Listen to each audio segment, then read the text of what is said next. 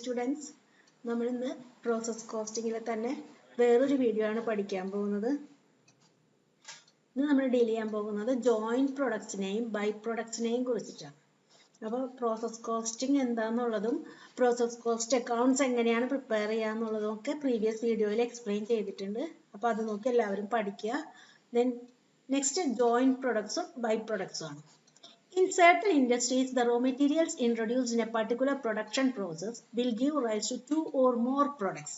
അപ്പോൾ ചില ഇൻഡസ്ട്രീസിൽ റോ മെറ്റീരിയൽസിനെ ഒരു പർട്ടിക്കുലർ പ്രൊഡക്ഷൻ പ്രോസസ്സിലേക്ക് നമ്മൾ ഇട്ട് കൊടുക്കുമ്പോൾ അതിൻ്റെ പ്രൊഡക്ഷൻ കഴിയുമ്പോൾ നമുക്ക് രണ്ടോ അതിലധികമോ പ്രൊഡക്റ്റുകൾ കിട്ടും. നമ്മൾ നേരത്തെ പറഞ്ഞിരുന്നു പ്രോസസ് കോസ്റ്റ് അക്കൗണ്ട് അല്ലെങ്കിൽ പ്രോസസ് അക്കൗണ്ടാണ് പ്രിപ്പയർ ചെയ്യുന്നത് ഒരു ഇൻഡസ്ട്രിയിലെ റോ മെറ്റീരിയൽസ് ഫിനിഷ്ഡ് പ്രൊഡക്റ്റിലേക്ക് എത്താൻ ഡിഫറെൻറ്റ് പ്രോസസ്സുകളിലൂടെ കടന്നു പോകേണ്ടുന്ന തരം ഇൻഡസ്ട്രീസിലാണ്. അപ്പോൾ ഇവിടെ ഈ ഇൻഡസ്ട്രീസിൽ ജോയിന്റ് പ്രൊഡക്ട്സോ ബൈ പ്രൊഡക്ട്സോ വരുന്നത് എപ്പോഴാണെന്ന് വെച്ചാൽ നമ്മൾ റോ മെറ്റീരിയൽസ് പ്രൊഡക്ഷന് വേണ്ടി ഇട്ട് കൊടുക്കുമ്പോൾ നമുക്ക് ഒന്നിലധികം പ്രൊഡക്റ്റ് അതിൻ്റെ റിസൾട്ടായിട്ട് കിട്ടുന്നു. Raw materials after undergoing manufacturing operations up to a certain age split into two or more products of more or less equal value or importance. അപ്പോൾ ഒരു certain stage കഴിയുമ്പോൾ പ്രൊഡക്ഷൻ്റെ ഒരു certain stage കഴിയുമ്പോൾ നമുക്ക് ഒന്നിൽ കൂടുതൽ പ്രൊഡക്റ്റ് കിട്ടുന്നു. ചിലപ്പോൾ അത് ഈക്വൽ ഇമ്പോർട്ടൻസ് ഉള്ളതായിരിക്കാം, ചിലപ്പോൾ ചിലതിന് importance കുറഞ്ഞതുമാവാം. The point at which raw material splits into two or more product is called split of point or separation stage. അപ്പോൾ റോ മെറ്റീരിയൽ ഏത് പോയിന്റിൽ വെച്ചിട്ടാണോ ഒന്നിൽ കൂടുതൽ പ്രൊഡക്റ്റ് ആയിട്ട് മാറുന്നത് ആ പോയിന്റിനെയാണ് നമ്മൾ സ്പ്ലിറ്റ് ഓഫ് പോയിന്റ് എന്ന് പറയുന്നത് അല്ലെങ്കിൽ സെപ്പറേഷൻ സ്റ്റേജ് എന്ന് പറയുന്നത്. Then these products are called main product, joint product or by product. അപ്പൊ ആ സമയത്ത് സ്പ്ലിറ്റ് ഓഫ് പോയിന്റിൽ വെച്ചിട്ട് ഒന്നിൽ കൂടുതൽ പ്രൊഡക്റ്റുകൾ ഉണ്ടാവുന്നു. അപ്പൊ ആ പ്രൊഡക്റ്റുകളെ നമ്മൾ ക്ലാസിഫൈ ചെയ്യുന്നത് കുറേ മെയിൻ പ്രൊഡക്റ്റ്, അതുപോലെ ജോയിന്റ് പ്രൊഡക്റ്റ്, ബൈ പ്രൊഡക്റ്റ്, അങ്ങനെയാണ് നമ്മൾ അതിനെ വിളിക്കുന്നത്. Same raw materials and same manufacturing operations are involve up to split off point. അപ്പൊ സ്പ്ലിറ്റ് ഓഫ് പോയിന്റ് എത്തുന്നത് വരെ മെറ്റീരിയൽസ് സെയിം ആണ്, മാനുഫാക്ചറിങ് ഓപ്പറേഷൻസ് സെയിം ആണ്. The expenses incurred up to split off point are called joint cost. അപ്പോൾ joint cost എന്ന് പറയുന്നത് എന്താണ്? ഈ സ്പ്ലിറ്റ് ഓഫ് പോയിന്റ് നമ്മൾ പറഞ്ഞു റോ മെറ്റീരിയൽസ് പ്രൊഡക്ഷന് വേണ്ടി ഇട്ട് കൊടുത്താൽ ഒരു certain പോയിന്റിലാണ് നമുക്ക് ഡിഫറെന്റ് പ്രൊഡക്റ്റുകൾ കിട്ടുന്നത്. ആ പോയിന്റ് വരെ ഉള്ള കോസ്റ്റ്, അതുവരെ നമുക്ക് ഒറ്റ റോ മെറ്റീരിയലേ ഉള്ളൂ. ആ certain പോയിന്റിൽ വെച്ചിട്ടാണ് നമുക്ക് ഡിഫറെന്റ് പ്രൊഡക്റ്റുകളായിട്ട് മാറി കിട്ടുന്നത്. ആ ഒരു പോയിന്റ് വരെയുള്ള കോസ്റ്റുകളെ നമ്മൾ ജോയിന്റ് കോസ്റ്റ് എന്ന് വിളിക്കുന്നു. So, joint costs are the cost incurred for all the products produced in the process. ആ പ്രോസസ്സിലെ എല്ലാ പ്രൊഡക്റ്റുകൾക്കും ബാധകമായിട്ടുള്ള കോസ്റ്റ് ആണ് joint cost. The expenses incurred after the split of point are called subsequent cost or post separation cost. അപ്പൊ അതിനുശേഷം പിന്നെ എന്തെങ്കിലും expense ഉണ്ടായിട്ടുണ്ടെങ്കിൽ അതിനെ subsequent cost അല്ലെങ്കിൽ പോസ്റ്റ് സെപ്പറേഷൻ കോസ്റ്റ്. ഇവിടെ വരുന്നത് നമ്മുടെ പ്രൊഡക്റ്റുകളൊക്കെ സെപ്പറേറ്റഡ് ആയി, joint product, main product, by product എന്നൊക്കെ പറഞ്ഞ് സെപ്പറേറ്റഡ് ആയി. അതിനുശേഷം വരുന്ന കോസ്റ്റുകളെ പോസ്റ്റ് സെപ്പറേഷൻ കോസ്റ്റ് അല്ലെങ്കിൽ സബ്സിക്വന്റ് കോസ്റ്റ് എന്നാണ് പറയുക. So, joint products and byproducts may be produced simultaneously from a single production process. അപ്പോൾ joint productsഉം byproductsഉം പ്രൊഡ്യൂസ് ചെയ്യുന്നത് ഒരു സിംഗിൾ പ്രോസസ്സിലൂടെ തന്നെയാണ്. If all the products are of equal importance, they are called joint products. നമുക്ക് കിട്ടുന്ന പ്രൊഡക്റ്റുകൾ, അതായത് റോ മെറ്റീരിയൽ ഇട്ട് കൊടുത്തു അതിന്റെ റിസൾട്ടായിട്ട് കിട്ടുന്ന പ്രൊഡക്റ്റുകൾ എല്ലാം ഈക്വൽ ഇമ്പോർട്ടൻസ് ഉള്ളതാണെങ്കിൽ, ഒരേപോലെ വാല്യൂ ഉള്ളതാണെങ്കിൽ അതിന് നമ്മൾ ജോയിന്റ് പ്രൊഡക്ട്സ് എന്ന് വിളിക്കുന്നു. If one is having more importance and all other products are of relatively lesser importance in value, the former is called main product and later is called by product. അപ്പോൾ ഇതിലേതെങ്കിലും ഒരു product കൂടുതൽ value ഉള്ളതും ബാക്കിയുള്ളതിനൊക്കെ value കുറവുമാണെങ്കിൽ ആ value കൂടുതലുള്ളതിനെ നമ്മൾ main product എന്നും value കുറവുള്ളതിനെ നമ്മൾ by product എന്നും വിളിക്കുന്നു. എക്സാമ്പിൾ വെജിറ്റബിൾ ഓയിൽ ഇൻഡസ്ട്രി എടുത്താൽ എഡിബിൾ ഓയിൽ, നമ്മളിപ്പോൾ ഓയിൽ ഉണ്ടാക്കാൻ വേണ്ടിയിട്ട് എന്തിൽ നിന്നാണോ ഓയിൽ എടുക്കുന്നത്, അപ്പോൾ ഓയിലാണ് നമ്മുടെ മെയിൻ പ്രൊഡക്റ്റ്. ഓയിൽ കേക്ക് കിട്ടുമ്പോൾ നമുക്ക് വെളിച്ചെണ്ണയാണ് എടുക്കുന്നതെങ്കിൽ നമുക്ക് കൊപ്ര കിട്ടും. വെളിച്ചെണ്ണയുടെ ആ എന്താ പറയുക റെസിഡ്യൂ വരുന്നതാണ് നമ്മുടെ ബൈ പ്രൊഡക്റ്റ്. ദെൻ നമുക്ക് കിട്ടുന്ന കൊപ്ര അല്ല ആ റെസിഡ്യൂ വരുന്നത്. ദെൻ വെളിച്ചെണ്ണയാണ് നമ്മുടെ മെയിൻ പ്രൊഡക്റ്റ്. അപ്പൊ അതാണ് ഓയിൽ കേക്ക് ആണ് പറയുന്നത്. റെസിഡ്യൂ എന്ന് ഉദ്ദേശിക്കുന്നത് ഓയിൽ കേക്ക് ആണ്, അതാണ് നമ്മുടെ ബൈ പ്രൊഡക്റ്റ്. ഇനി joint products ന്റെ definition നോക്കൂ. Joint products are two or more products separated in the course of processing, each having sufficiently high saleable value to merit recognition as a main product. അപ്പോൾ ഒരേപോലെ main product പോലെ തന്നെ രണ്ടിനും എത്ര product ഉണ്ടോ അതിനൊക്കെ ഈക്വൽ സെയിലബിൾ വാല്യൂ മെറിറ്റും ഉള്ളതാണെങ്കിൽ അതിനെ നമ്മൾ ജോയിന്റ് പ്രൊഡക്റ്റ് എന്ന് പറയുന്നു. Almost equal value and importance, ആ പ്രൊഡക്റ്റുകൾക്കെല്ലാം ഒരേ വാല്യൂവും ഇമ്പോർട്ടൻസും ഉണ്ടാവും. Then joint products usually require further processing before sale. മിക്കവാറും ജോയിന്റ് പ്രൊഡക്റ്റുകൾക്ക് സെയിൽ നടത്തുന്നതിന് മുമ്പ് വീണ്ടും പ്രോസസ്സിംഗ് ആവശ്യമായിട്ട് വരും. ഇപ്പോൾ ഓയിൽ ഇൻഡസ്ട്രിയിൽ ഡീസൽ, പെട്രോൾ, കെറോസിൻ, ഗ്യാസോലൈൻ ഇതൊക്കെ ആ ഓയിൽ ഇൻഡസ്ട്രിയിൽ വരുന്ന പ്രൊഡക്റ്റുകളാണ്. അതായത് നമ്മൾ ക്രൂഡ് പെട്രോളിയത്തിൽ നിന്ന് ഉണ്ടാക്കുന്ന ഐറ്റംസ് ആണ്. So these products are having equal importance. ഇതിലെല്ലാ പ്രൊഡക്റ്റും ഒരേ ഇമ്പോർട്ടൻസ് ഉള്ളതാണ്. അതുകൊണ്ട് ഇതെല്ലാം ജോയിന്റ് പ്രൊഡക്റ്റുകളാണ്. ഇനി by product, when two or more products are simultaneously produced in a process and one of them having comparatively high value and greater importance and the others are significantly low value and lesser importance, former is called main product and later is called byproduct. അപ്പോൾ ഒന്നിൽ കൂടുതൽ product ഒരു production പ്രോസസ്സിൽ produce ചെയ്യുന്നുണ്ട്. അതിൽ ആദ്യത്തെ ഏതെങ്കിലും പ്രൊഡക്റ്റുകൾക്ക് നല്ല വാല്യൂവും ഇമ്പോർട്ടൻസും കൂടുതലും ബാക്കിയുള്ള പ്രൊഡക്റ്റുകൾക്ക് വാല്യൂവും ഇമ്പോർട്ടൻസും കുറവുമാണെങ്കിൽ വാല്യൂവും ഇമ്പോർട്ടൻസും കൂടുതലുള്ള പ്രൊഡക്റ്റിനെ മെയിൻ പ്രൊഡക്റ്റ് എന്നും then ഇമ്പോർട്ടൻസ് കുറവുള്ള വാല്യൂ കുറവുള്ള പ്രൊഡക്റ്റിനെ ബൈ പ്രൊഡക്റ്റ് എന്നും വിളിക്കുന്നു. So a byproduct is a secondary product which emerges as a result of manufacture of the main product. അപ്പോൾ ബൈ പ്രൊഡക്റ്റ് എന്ന് പറയുന്നത് ഒരു സെക്കൻഡറി ആണ്. അതായത് മെയിൻ പ്രൊഡക്റ്റ് ഉണ്ടാക്കുമ്പോൾ ഉണ്ടാകുന്ന ഒരു സെക്കൻഡറി പ്രൊഡക്റ്റ് ആണ്. അത് ഇൻസിഡന്റലി പ്രൊഡ്യൂസ് ചെയ്ത് വരുന്നു എന്നുള്ളൂ. Having small value. They generally do not require further processing. അപ്പോൾ ബൈ പ്രൊഡക്റ്റിന് പിന്നെ നമ്മൾ വീണ്ടും പ്രോസസ്സിംഗ് ഒന്നും നടത്തേണ്ട ആവശ്യമില്ല. നേരത്തെ എക്സാമ്പിൾ പറഞ്ഞ പോലെ oil cake in the manufacture of edible oil. നമ്മൾ ഓയിൽ ഉണ്ടാക്കി എടുക്കുമ്പോൾ നമുക്ക് ഓയിൽ കേക്ക് കിട്ടുന്നു. അതുപോലെ molasses in the manufacture of sugar, പഞ്ചസാര ഉണ്ടാക്കി എടുക്കുമ്പോൾ ശർക്കരയുടെ ഇതുണ്ടായി വരുന്നു. അങ്ങനെയുള്ള ഐറ്റംസ് ആണ് ബൈ പ്രൊഡക്ട്സ് എന്ന് പറയുന്നത്. നമുക്കിനി അത് റിലേറ്റഡ് ആയിട്ടുള്ള അപ്പോൾ different types of accounting methods ഒക്കെയാണ് ഇതിന് ഉപയോഗിക്കുന്നത്. നമുക്ക് 2-3 ക്വസ്റ്റ്യൻസ് ചെയ്ത് നോക്കാം. A byproduct beta is derived in the course of manufacturing of a product alpha. അപ്പോൾ ആൽഫ എന്ന പ്രൊഡക്റ്റ് ആണ് മെയിൻ പ്രൊഡക്റ്റ്. അത് പ്രൊഡ്യൂസ് ചെയ്യുമ്പോൾ ബീറ്റ എന്നുള്ള ബൈ പ്രൊഡക്റ്റും ഉണ്ടാകുന്നുണ്ട്. The by product is further processed for sale. ആ ബീറ്റയെ വീണ്ടും പ്രോസസ് ചെയ്യണം സെയിൽ നടത്തണം എന്നുണ്ടെങ്കിൽ. From the following data available from the cost records prepare an account showing the cost per kilogram of alpha and beta.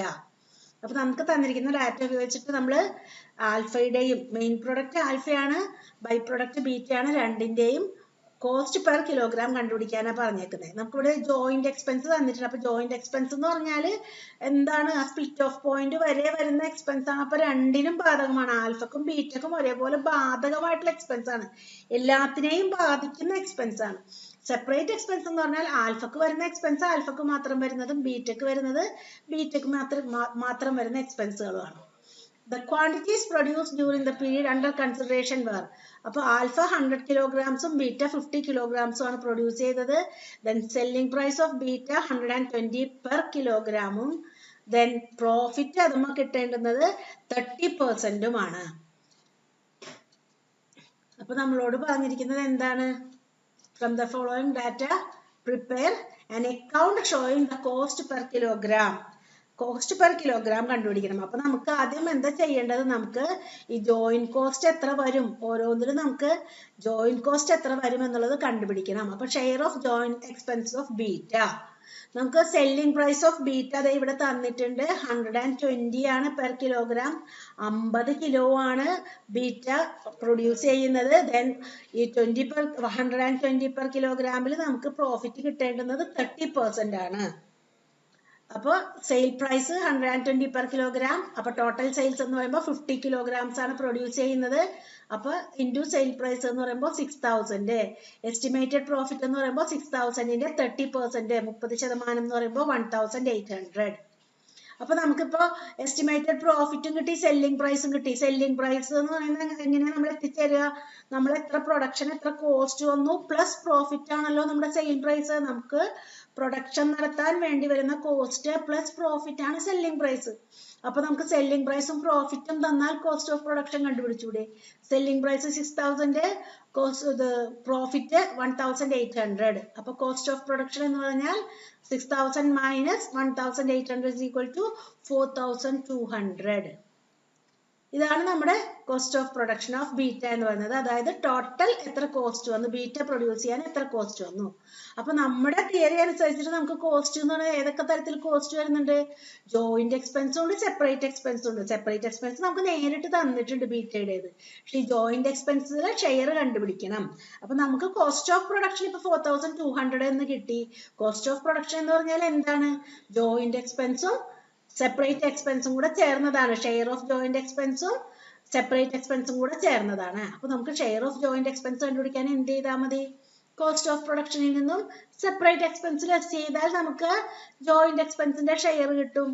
അപ്പൊ നമുക്ക് ഇവിടെ cost of production 4200, അതിൽ നിന്നും നമ്മുടെ സെപ്പറേറ്റ് എക്സ്പെൻസുകൾ ഇതാണ് 2000, 500, 600. മെറ്റീരിയൽ, ലേബർ, ഓവർഹെഡ് ബിടെക് വരുന്നത് 500, 2000, 600. ഇതിൽ എസ് ചെയ്യുമ്പോൾ നമുക്ക് 1100 കിട്ടും ജോയിന്റ് എക്സ്പെൻസിന്റെ ഷെയർ.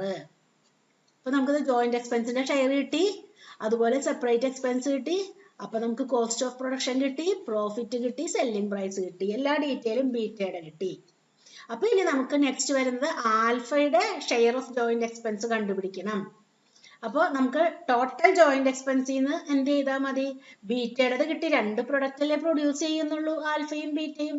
നമുക്ക് ടോട്ടൽ ജോയിന്റ് എക്സ്പെൻസ് കണ്ടുപിടിക്കാൻ പറ്റും. നമുക്ക് തന്നിട്ടുണ്ട് ജോയിന്റ് എക്സ്പെൻസുകൾ ഓരോന്നായിട്ട് തന്നേക്കുന്നത്. ടോട്ടൽ എടുത്താൽ ടോട്ടൽ ജോയിന്റ് എക്സ്പെൻസ് ആയി. അതിൽ ബീറ്റക്ക് വന്നിരിക്കുന്ന ബീറ്റയുടെ ഷെയർ ഓഫ് ജോയിന്റ് എക്സ്പെൻസ് ഇതാ നമ്മളിവിടെ കണ്ടുപിടിച്ചു. അതിൽ എസ് ചെയ്താൽ നമുക്ക് എന്ത് കിട്ടും? ആൽഫയുടെ ജോയിന്റ് എക്സ്പെൻസിന്റെ ഷെയർ കിട്ടും. അപ്പൊ നമുക്കിവിടെ ടോട്ടൽ ജോയിന്റ് എക്സ്പെൻസ് നോക്കൂ. Material, labour, overhead 10,000, 7,000, 2,500. അപ്പൊ നമ്മൾ ടോട്ടൽ നമ്മുടെ വരുന്ന ജോയിന്റ് എക്സ്പെൻസ് 19,500 ആണ്. അതിൽ നിന്ന് ബീറ്റയ്ക്ക് വരുന്നത് 1,100 ആണ്. അതിൽ എസ് ചെയ്യുമ്പോൾ 18,400 കിട്ടും. അതാണ് നമ്മുടെ ആൽഫയുടെ ഷെയർ ഓഫ് ജോയിന്റ് എക്സ്പെൻസ് എന്ന് പറയുന്നത്. ഇപ്പൊ നമുക്ക് രണ്ടിന്റെയും ജോയിന്റ് എക്സ്പെൻസും കിട്ടി, അതുപോലെ തന്നെ സെപ്പറേറ്റ് എക്സ്പെൻസും നമുക്ക് അറിയാം, ക്വസ്റ്റ്യനിൽ തന്നിട്ടുണ്ട്. അപ്പൊ നമുക്കിനി കോസ്റ്റ് പെർ കിലോഗ്രാം കാണണം എന്നുണ്ടെങ്കിൽ ടോട്ടൽ കോസ്റ്റ് എത്ര വരുന്നത് കണ്ടുപിടിക്കാൻ വേണ്ടിയിട്ട് നമുക്ക് അക്കൗണ്ട് എഴുതാം. അപ്പോൾ ആദ്യം മെയിൻ പ്രൊഡക്റ്റിന്റെ അക്കൗണ്ട് ആൽഫ. നമ്മൾ എല്ലാ എക്സ്പെൻസുകളും എഴുതുന്നു. ജോയിന്റ് എക്സ്പെൻസ് എഴുതുമ്പോൾ ജോയിന്റ് എക്സ്പെൻസിൽ ഓരോന്നിന്റെയും ഷെയർ നമുക്ക് കറക്റ്റ് ആയിട്ട് അറിയില്ല, നമ്മൾ ആകെ ടോട്ടലേ കണ്ടുപിടിച്ചിട്ടുള്ളൂ. അപ്പൊ അതുകൊണ്ട് നമുക്ക് ഇവിടെ എന്താ ചെയ്യാൻ പറ്റുക? ടോട്ടൽ എഴുതിയിട്ട് ബിടെക് വരുന്നതിനെ ക്രെഡിറ്റ് ചെയ്താൽ ആ ബിടെക് വന്നതിന്റെ എഫക്റ്റ് ഇല്ലാണ്ടാവും. ടോട്ടൽ എക്സ്പെൻസിനെ കംപ്ലീറ്റ് ഡെബിറ്റ് ചെയ്യുന്നു, ജോയിന്റ് എക്സ്പെൻസിനെ. എന്നിട്ട് ബിറ്റയുടെ ഷെയറിനെ നമ്മൾ ക്രെഡിറ്റ് ചെയ്താൽ മതി. അപ്പൊ നമുക്ക് അത്രയും ബിറ്റയുടെ എക്സ്പെൻസിന്റെ അത്രയും കുറഞ്ഞു കിട്ടും. അപ്പൊ ടോട്ടൽ ജോയിന്റ് എക്സ്പെൻസ് നമുക്കിവിടെ ക്വസ്റ്റ്യനിൽ തന്നിട്ടുണ്ട്. അത് തന്നെ 10,000, 7,000, 2,500. ദെൻ സെപ്പറേറ്റ് എക്സ്പെൻസ് ക്വസ്റ്റ്യനിൽ തന്നിട്ടുണ്ട്. ഇതാ ആൽഫയുടെ സെപ്പറേറ്റ് എക്സ്പെൻസ് 6,000, 5,000, 1,500. അതൊക്കെ എടുത്തെഴുതി. ദെൻ ബീറ്റയുടെ ഷെയർ എത്രയാണ്? ഇത് ടോട്ടലാണ്. ഈ ജോയിന്റ് എക്സ്പെൻസ് ടോട്ടലാണ്. നമ്മളിത് ഇവിടെ കണ്ടുപിടിച്ചിട്ടുണ്ട് 19,500. ഇതിൽ എന്ത് കുറയണം?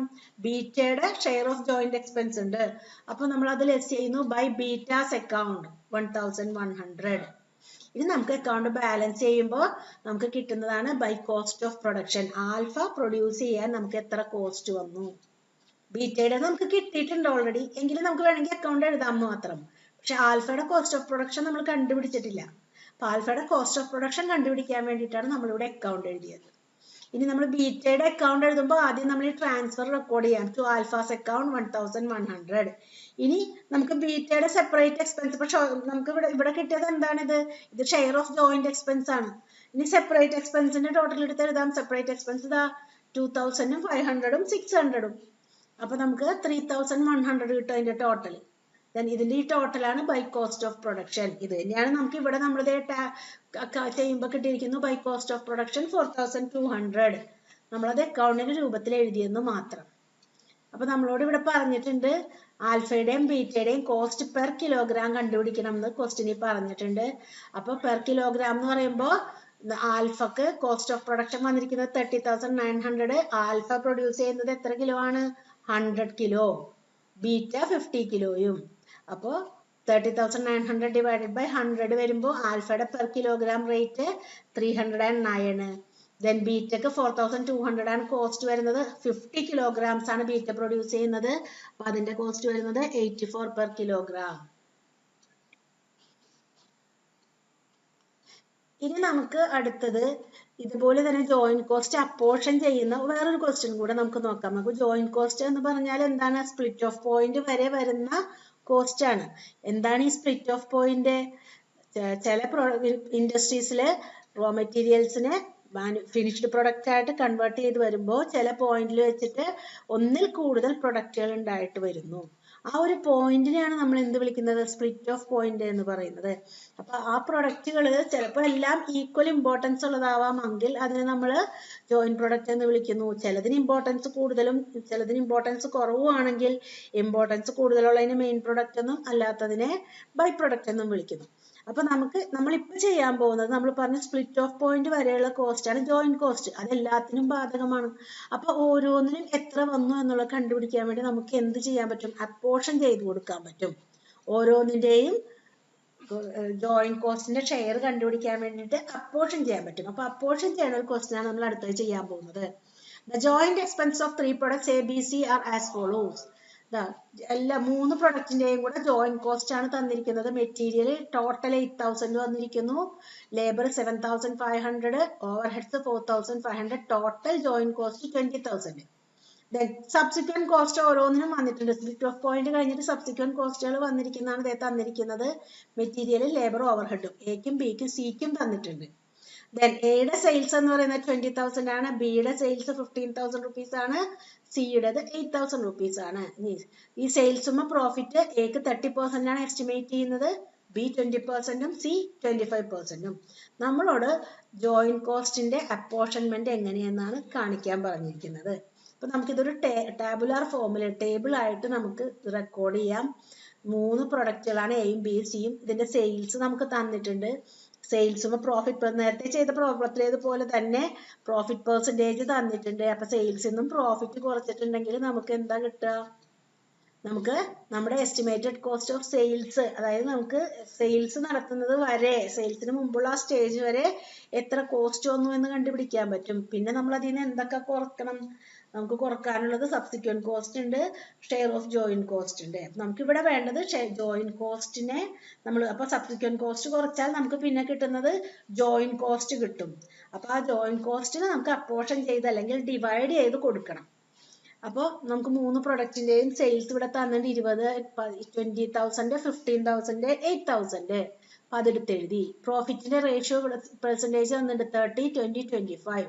അപ്പോൾ എമൗണ്ട് എന്ന് പറയുമ്പോൾ 20,000ന്റെ 30% എന്ന് പറയുമ്പോൾ 6,000, 15,000ന്റെ 20% എന്ന് പറയുമ്പോൾ 3,000, 8,000 20%, 25% എന്ന് പറയുമ്പോൾ 2,000. അപ്പൊ നമുക്ക് ഈ സെയിൽസിൽ നിന്നും പ്രോഫിറ്റ് കുറച്ചാൽ എസ്റ്റിമേറ്റഡ് കോസ്റ്റ് ഓഫ് സെയിൽസ് കിട്ടും. എയുടെയും ബിയുടെയും എസ്റ്റിമേറ്റഡ് കോസ്റ്റ് ഓഫ് സെയിൽസ് കിട്ടി. സെയിൽസിൽ നിന്നും നമ്മുടെ എസ്റ്റിമേറ്റഡ് പ്രോഫിറ്റ് നമ്മൾ ലെസ് ചെയ്യുന്നു. ഇപ്പൊ നമുക്ക് കോസ്റ്റ് ഓഫ് സെയിൽസ് കിട്ടി. ഇനി നമുക്ക് എന്ത് കുറച്ചാലാണ് നമ്മുടെ ജോയിന്റ് കോസ്റ്റിലേക്ക് എത്തുക? ജോയിന്റ് കോസ്റ്റ് എന്ന് പറയുന്നത് സ്പ്ലിറ്റ് ഓഫ് പോയിന്റ് വരെയുള്ള കോസ്റ്റ് ആണ്. അപ്പൊ സ്പ്ലിറ്റ് ഓഫ് പോയിന്റ് കഴിയുമ്പോൾ സബ്സിക്വന്റ് കോസ്റ്റ് വരുന്നത്. സബ്സിക്വന്റ് കോസ്റ്റ് നമ്മുടെ ക്വസ്റ്റിനിൽ തന്നിട്ടുണ്ട്. സബ്സിക്വന്റ് കോസ്റ്റുകളാണ് ഇത് വരുന്നത്, എയുടെയും ബിയുടെയും സിയുടെയും. എക്ക് 3,000 രൂപ ടോട്ടൽ വരും, ബിക്ക് 2,000, സിക്ക് 2,000. അപ്പൊ നമുക്ക് ആ സബ്സിക്വന്റ് കോസ്റ്റുകൾ എടുത്ത് എഴുതി കൊടുക്കാം. അപ്പൊ എസ്റ്റിമേറ്റഡ് കോസ്റ്റ് ഓഫ് സെയിൽസിൽ നിന്നും സബ്സിക്വന്റ് കോസ്റ്റുകൾ ലെസ് ചെയ്താൽ നമുക്ക് എസ്റ്റിമേറ്റഡ് ജോയിന്റ് കോസ്റ്റ് കിട്ടും. എസ്റ്റിമേറ്റഡ് ജോയിന്റ് കോസ്റ്റ് നമ്മൾ എസ്റ്റിമേറ്റ് ചെയ്യുന്ന, ഏകദേശം നമ്മൾ കാൽക്കുലേറ്റ് ചെയ്യുന്ന ജോയിന്റ് കോസ്റ്റ് കിട്ടി. പക്ഷെ നമുക്കിവിടെ ജോയിന്റ് കോസ്റ്റ് ടോട്ടൽ എത്ര തന്നിരിക്കുന്നത്? 20,000 തന്നിരിക്കുന്നത്. അപ്പൊ നമ്മൾ ഇവിടെ എന്താ ചെയ്യാൻ പോകുന്നതെന്ന് വെച്ചാൽ നമ്മുടെ എസ്റ്റിമേറ്റഡ് ജോയിന്റ് കോസ്റ്റിന്റെ റേഷ്യോയിൽ ഈ 20,000നെ ഡിവൈഡ് ചെയ്ത് കൊടുക്കും. ഇവിടെ നമുക്ക് എസ്റ്റിമേറ്റഡ് ജോയിന്റ് കോസ്റ്റ് ഇവിടെ കിട്ടിയിരിക്കുന്നത് 14,000 മൈനസ് 3,000 is equal to 11,000. അങ്ങനെയാണ് ഓരോന്നിനും കിട്ടിയിരിക്കുന്നത്. അപ്പൊ നമ്മുടെ റേഷ്യോ എന്ന് പറയുന്നത് 11:10:4 ആണ് നമ്മുടെ റേഷ്യോ. ടോട്ടൽ 25. അപ്പൊ നമ്മുടെ കയ്യിൽ ആകെ വരുന്ന ഈ 20,000 ആണ് നമ്മുടെ ടോട്ടൽ ജോയിന്റ് കോസ്റ്റ്. ആ ജോയിന്റ് കോസ്റ്റിന് നമ്മൾ ഈ റേഷ്യോയിൽ ഡിവൈഡ് ചെയ്ത് കൊടുക്കും. അപ്പൊ 20,000 into 11 divided by 25, 8,800. അപ്പോൾ ഷെയർ ഓഫ് ജോയിന്റ് കോസ്റ്റ് 8800 ആണ് എയുടേത്, ബിയുടേത് 8000 ആണ്, സിയുടേത് 4/25 എന്ന് പറയുമ്പോൾ 3200 ആണ്. ഇങ്ങനെയാണ് നമ്മൾ ജോയിന്റ് കോസ്റ്റിന്റെ ഷെയർ കണ്ടുപിടിക്കുന്നത്. നെക്സ്റ്റ് നമുക്ക് വീണ്ടും ഇതുപോലെ തന്നെ ഒരു മെയിൻ പ്രൊഡക്റ്റിന്റെയും ബൈ പ്രൊഡക്റ്റിന്റെയും ഒരു ക്വസ്റ്റ്യൻ കൂടെ നമുക്ക് ചെയ്തു നോക്കാം. The costing records of Kera Oil Products Limited reveal the following information about the company's operation during the year 2020. അപ്പോൾ കേര ഓയിൽ പ്രൊഡക്റ്റിന്റെ കമ്പനിയാണ്. അതിൽ 3 പ്രോസസ്സുകളാണ് അവർക്കുള്ളത്. ക്രഷിംഗ് പ്രോസസ്സ് ഉണ്ട്, റിഫൈനിങ് പ്രോസസ്സ് ഉണ്ട്, ഫിനിഷിംഗ് പ്രോസസ്സ് ഉണ്ട്. അപ്പോൾ കേര വെളിച്ചെണ്ണയുടെ കമ്പനിയാണ്. അപ്പോൾ കൊപ്രയാണ് അവരുടെ റോ മെറ്റീരിയൽ ആയിട്ട് ഇട്ട് കൊടുക്കുന്നത്. അപ്പൊ നമുക്ക് നോക്കാം എന്തൊക്കെയാണ് തന്നിരിക്കുന്ന ഐറ്റംസ്. ലേബർ തന്നിരിക്കുന്നു 3നും. പവർ, നമുക്ക് കറണ്ട് വേണം ഇത് പ്രൊഡ്യൂസ് ചെയ്ത് ഉണ്ടാക്കി എടുക്കണം എന്നുണ്ടെങ്കിൽ പവറിന് വരുന്ന എക്സ്പെൻസ് 3നും തന്നിട്ടുണ്ട്. സൺഡ്രി മെറ്റീരിയൽസ് ആദ്യത്തെ 2 പ്രോസസ്സിൽ മാത്രം സൺഡ്രി, ഫിനിഷിംഗ് പ്രോസസ്സിൽ സൺഡ്രി മെറ്റീരിയൽസിന്റെ ആവശ്യമില്ല. റിപ്പയേഴ്സ് തന്നിട്ടുണ്ട്, സ്റ്റീം ആവശ്യം വരുന്നുണ്ട്, അപ്പൊ സ്റ്റീം തന്നിട്ടുണ്ട്, ഫാക്ടറി എക്സ്പെൻസ് തന്നിട്ടുണ്ട്, കോസ്റ്റ് ഓഫ് കാസ്ക്. കാസ്ക് എന്ന് പറഞ്ഞാൽ എണ്ണ നിറക്കാനുള്ള വീപ്പ.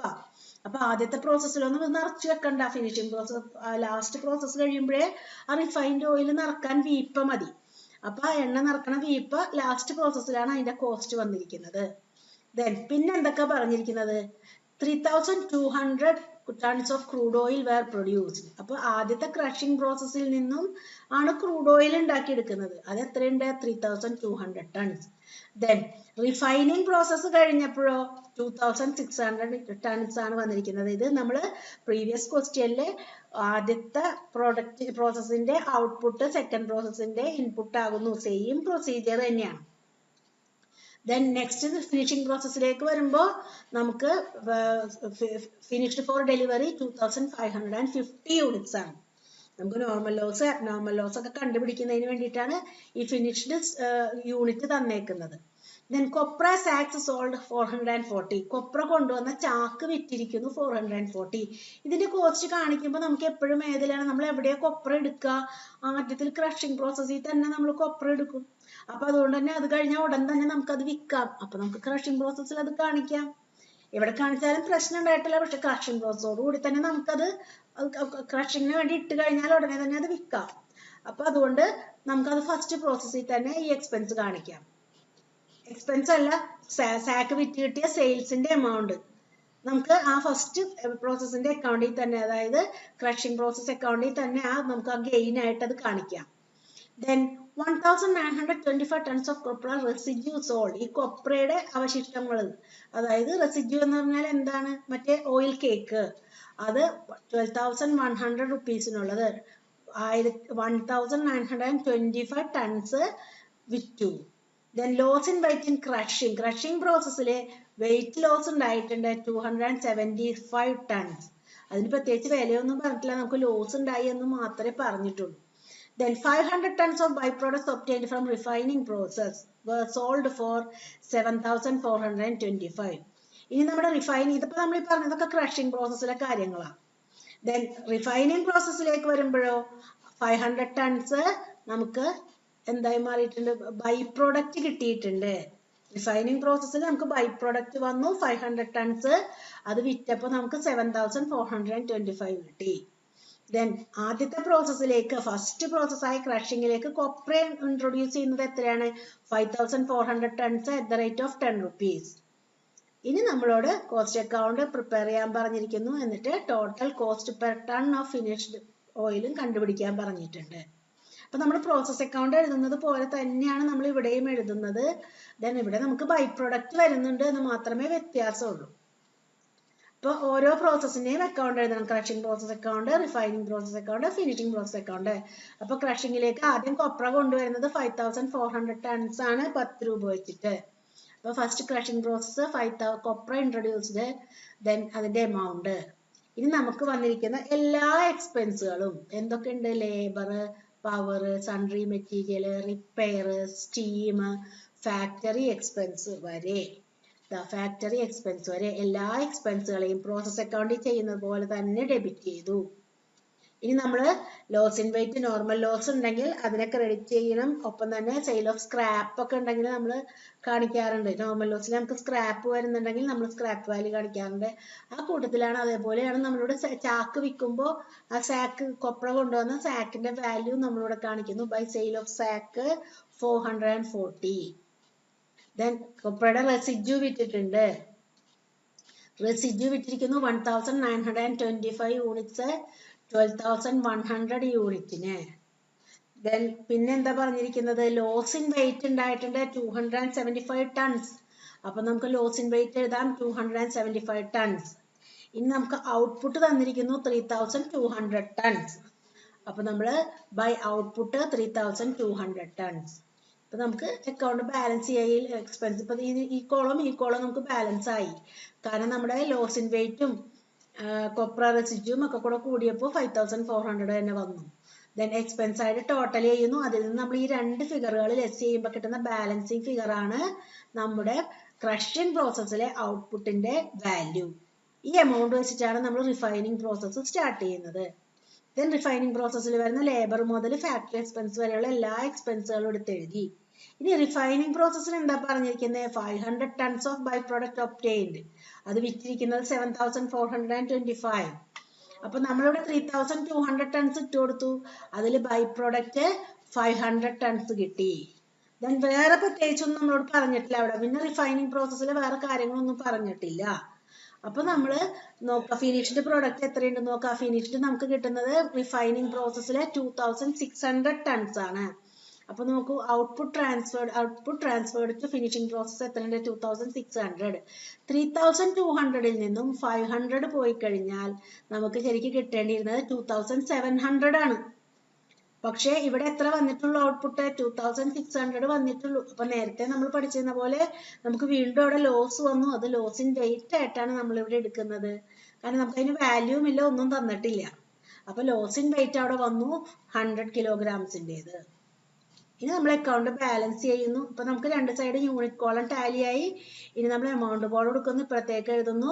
ദെൻ ബാലൻസ് ചെയ്യുമ്പോൾ, അതായത് ഈ ബൈ പ്രൊഡക്ട്സിന്റെ വാല്യൂ കുറക്കുമ്പോൾ നമുക്ക് ഈ പ്രോസസ്സിലെ ഔട്ട്പുട്ടിന്റെ വാല്യൂ കിട്ടി. ഇത് വെച്ചിട്ടാണ് നമ്മുടെ ഫിനിഷിംഗ് പ്രോസസ്സ് സ്റ്റാർട്ട് ചെയ്യുക. ഇനി ഫിനിഷിംഗ് പ്രോസസ്സിലേക്ക് വരുമ്പോൾ 2600 യൂണിറ്റ്സ്, ഇത് തന്നെ 2600 യൂണിറ്റ് 45,255 ആണ് അതിന്റെ വാല്യൂ. ഇനി നമ്മൾ നേരത്തെ കണ്ട എല്ലാ എക്സ്പെൻസുകളും നമ്മൾ ഡെബിറ്റ് ചെയ്യുന്നു. എക്സ്പെൻസുകൾ ഏതൊക്കെയാണ്, ഈ കണ്ട എല്ലാ എക്സ്പെൻസുകളും, ഇവിടെ വന്നിട്ടുള്ള എക്സ്പെൻസുകളെല്ലാം നമ്മൾ ഡെബിറ്റ് ചെയ്യുന്നു. എല്ലാ എക്സ്പെൻസുകളും ഡെബിറ്റ് ചെയ്തു. നമ്മൾ കോസ്റ്റ് ഓഫ് കാസ്ക് ഇവിടെ എടുക്കുന്നില്ല, കാരണം നമ്മൾ ഫിനിഷ്ഡ് സ്റ്റോക്ക് അക്കൗണ്ട് എഴുതുന്നുണ്ട്. അപ്പൊ എല്ലാം കഴിഞ്ഞിട്ട്, കാരണം നമ്മുടെ പ്രോസസ്സിൽ നമുക്ക് വിപയുടെ ആവശ്യമില്ല. നമ്മളത് എടുക്കാത്തത് പ്രോസസ്സ് ചെയ്യുന്ന സമയത്ത് നമുക്ക് വീപ്പ വേണ്ട. പ്രോസസ്സിങ് കഴിഞ്ഞിട്ടേ നമുക്ക് വീപ്പ ആവശ്യമുള്ളൂ, എണ്ണ ഒഴിച്ചു വെക്കാൻ വേണ്ടിയിട്ട്. അപ്പൊ അത് ഫിനിഷ്ഡ് സ്റ്റോക്ക് അക്കൗണ്ട് എഴുതുമ്പോൾ അതിൽ കാണിച്ചാൽ മതി. നമ്മുടെ പ്രോസസ്സിലേക്ക് ഇൻപുട്ടായിട്ട് അത് ഇട്ട് കൊടുക്കേണ്ട ആവശ്യമില്ലാത്തത് കൊണ്ട് തന്നെ നമ്മളിവിടെ കോസ്റ്റ് ഓഫ് കാസ്ക് കാണിക്കുന്നില്ല. ദെൻ ഫിനിഷ്ഡ് സ്റ്റോക്കിൽ അതിന്റെ കൂടെ കോസ്റ്റ് ആയിട്ട് ആഡ് ചെയ്യാണ് ചെയ്യുന്നത്. എല്ലാ എക്സ്പെൻസുകളും എടുത്ത് എഴുതി. എന്നിട്ട് നമ്മൾ നോക്കുക, നമുക്ക് വേറെ പ്രത്യേകിച്ച് ഇൻഫർമേഷൻ ഒന്നും നമുക്കിവിടെ ഫിനിഷിംഗ് പ്രോസസ്സിനെ കുറിച്ച് പറഞ്ഞിട്ടില്ല. ഫിനിഷിംഗ് പ്രോസസ്സിൽ നമുക്ക് കിട്ടേണ്ടുന്ന ഔട്ട്പുട്ട് 2550 ടൺസ് ആണ് കിട്ടിയിരിക്കുന്നത്.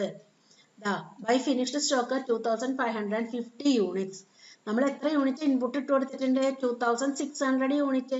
പക്ഷെ ഫിനിഷ്ഡ് സ്റ്റോക്ക് വന്നിരിക്കുന്നത് 2550 യൂണിറ്റ്സേ ഉള്ളൂ. അപ്പൊ നമുക്ക് 50 യൂണിറ്റിന്റെ കുറവ് വന്നു. അതെന്താണ്, ലോസ് ഇൻ വെയിറ്റ് ആണ്. ഇപ്പൊ നമ്മുടെ യൂണിറ്റ് കോളം ടാലി ആയി. ഇനി നമ്മൾ ഈ കോളം എമൗണ്ട് ടോട്ടൽ ചെയ്ത് ഇങ്ങോട്ടേക്ക് എടുത്ത് എഴുതുന്നു. ഇത് തന്നെയാണ് നമ്മുടെ ഇവിടെ നമുക്ക് മൈനസ് ചെയ്യാനൊന്നും ഫിഗറുകളൊന്നും ഇല്ല. അപ്പൊ ഫിനിഷ്ഡ് സ്റ്റോക്കിന്റെ വാല്യൂ ഇതാണ്. ഇനി നമ്മൾ ഫിനിഷ്ഡ് സ്റ്റോക്ക് അക്കൗണ്ട് എഴുതുന്നു. To output transferred from finished process account amount എടുത്ത് എഴുതി. ദെൻ നമ്മുടെ നേരത്തെ പറഞ്ഞ വിപയുടെ വിലയും കൂടെ നമുക്ക് ഇവിടെ വരും. അപ്പൊ നമുക്ക് വരുന്ന ടോട്ടൽ കോസ്റ്റ് എന്ന് പറയുന്നത് 56,310 ആണ് നമുക്ക് വരുന്ന ടോട്ടൽ കോസ്റ്റ് എന്ന് പറയുന്നത്.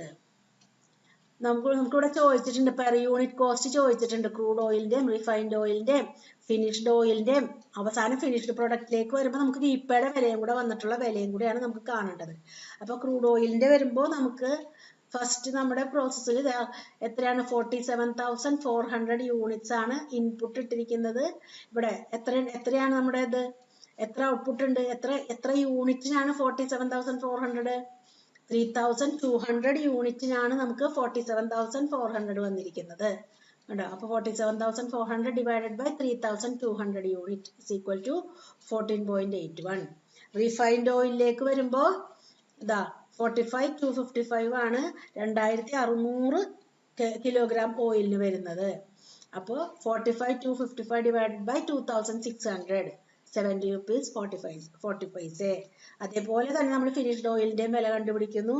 ദെൻ നെക്സ്റ്റ് ലാസ്റ്റ് ഫിനിഷ്ഡ് സ്റ്റോക്കിലേക്ക് വരുമ്പോൾ നമുക്ക് ടോട്ടൽ കോസ്റ്റ് മാറി. ഇവിടെ നമുക്ക് ഇതാണ് കോസ്റ്റ് എങ്കിൽ ഇവിടെ നമുക്ക് കാസ്കിന്റെ വിലയും കൂടെ കൂടി, ഫിനിഷ്ഡ് പ്രൊഡക്റ്റ് വിൽക്കാനായിട്ട് വരുമ്പോൾ ഫിനിഷിംഗ് പ്രോസസ്സിലുള്ള വിലയാണ് ഇത്. വിൽക്കാൻ വേണ്ടി വരുമ്പോൾ നമുക്കത് വിപയിലേക്ക് എടുക്കുന്ന കോസ്റ്റും കൂടെ വരും. അപ്പൊ നമ്മുടെ കോസ്റ്റ് 56,310 ആയി. നമ്മുടെ ഔട്ട്പുട്ട് എത്ര തന്നെയുള്ളൂ? 2,550 തന്നെ. അപ്പൊ നമുക്കിവിടെ കോസ്റ്റ് പിന്നെയും കൂടി. പെർ കിലോഗ്രാം കോസ്റ്റ് 22.10 ആയി മാറി. അപ്പൊ ഇങ്ങനെയാണ് നമ്മൾ ജോയിന്റ് പ്രൊഡക്ട്സിന്റെയും ബൈ പ്രൊഡക്റ്റുകളുടെ ഒക്കെ അക്കൗണ്ടിങ് ചെയ്യുന്നത്. എല്ലാവരും നന്നായിട്ട് ചെയ്ത് പഠിക്കുക. വീഡിയോ മാക്സിമം ഷെയർ ചെയ്യുക.